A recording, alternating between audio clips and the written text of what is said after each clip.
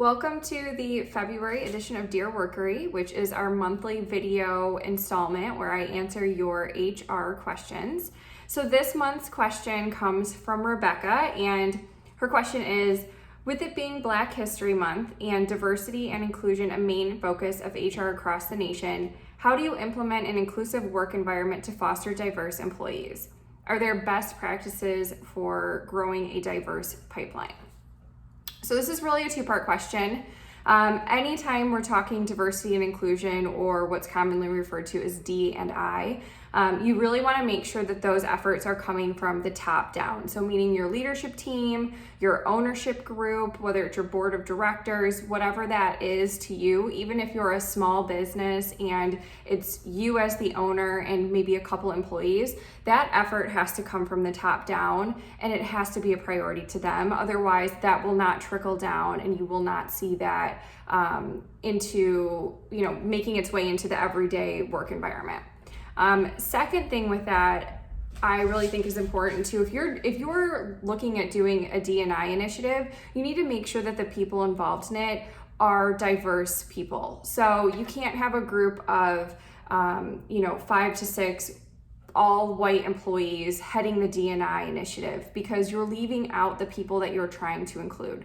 So if you are from a company that doesn't have a lot of diversity right now, but you want to improve that, I really suggest that you partner with a D&I, whether it's a consultant, a company that helps with that.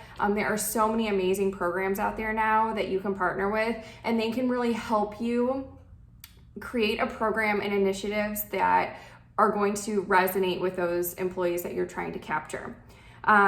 In terms of best practices, I think it's extremely important to start at the beginning. And when you go to hire employees, are you using behavioral interviewing? If you're not using that as your primary focus of interviewing, and you're not using that as your framework to make sure that you are being as unbiased as possible in the interview process, it really doesn't do you any good if you're trying to implement D&I initiatives in other areas of your business. So make sure that your questions are focused on behavioral situations only. You're not asking anything that could be, considered obviously illegal, anything like that. But it's just so important to use that behavioral interviewing strategy to make sure that you are being as unbiased and as fair as possible in the interview process. So that's a really good starting point, and I think that is a huge best practice that a lot of companies don't realize, especially small businesses.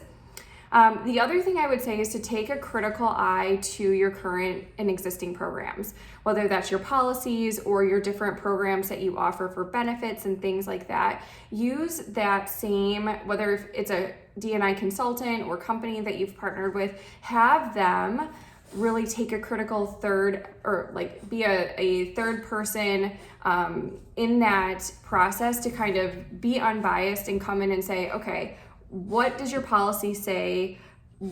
How is it being interpreted by employees? And are we missing a key factor that should be included in this to make those diverse employees feel included? So those are two big best practices I think are important, and really, being smart about, if you do not have a diverse group of people on your D&I board or your D&I committee, then you're really not doing it right. So it's important to make sure you're including those people from the start of the program, just to be as effective as possible.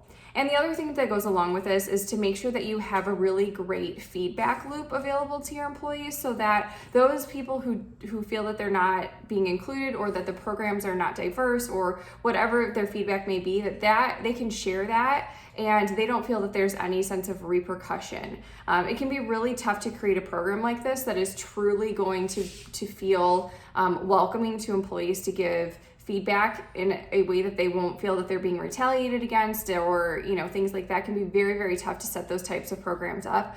But that's why I think partnering with that third party D&I consultant or D&I company is going to be extremely helpful. So those are just my thoughts on it. This is the only question that we're going to answer for this month, because it is a pretty big question. It's a two-parter. So hopefully you find that valuable to you. And I know that a lot of times D&I programs are really, more so focuses for larger companies.